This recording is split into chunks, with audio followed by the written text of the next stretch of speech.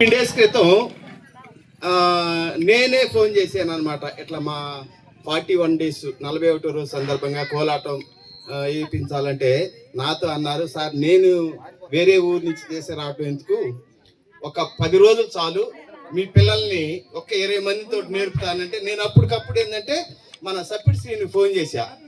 Srinu master గారు ఈరోజు వస్తారు, అట్లీస్ట్ ఒక 10 మందిని ఈ రోజు వరకు నువ్వు కనుక మాట్లాడినట్టయితే ఆటోమేటిక్గా వస్తారని చెప్పాను.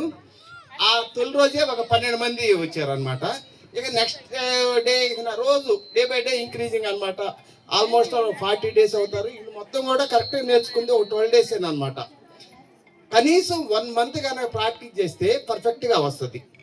ఇది ఇంతటితోటి ఆగిపోకుండా ఏ కార్యక్రమం ముందు మళ్ళా ఒక 10-15 రోజులు కనుక నేర్చుకుంటే ఎవరో వచ్చి మన ఊర్లో వేసే బదులు మన పిల్లల చేత వేయించుకుంటే ఇదిగో ఒక ఊరికి ఒక ట్రూప్ అంటూ ఉంటుంది అనమాట. ఈ ఊరికి కూడా ఈ కోలాటం బృందం అనేది ఒకటి ఉంటుంది. Okay, thank you.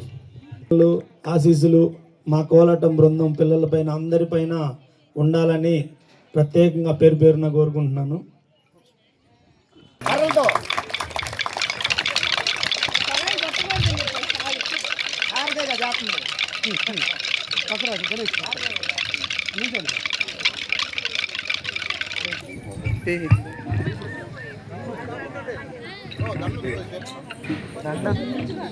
సరే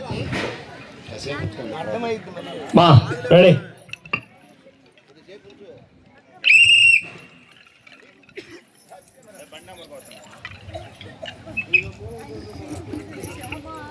జై బోలో గణేష్ మహారాజ్ కి, అంకమ్మ తల్లికి, పోలేరమ్మ తల్లికి, ముక్కోటి దేవతలకు.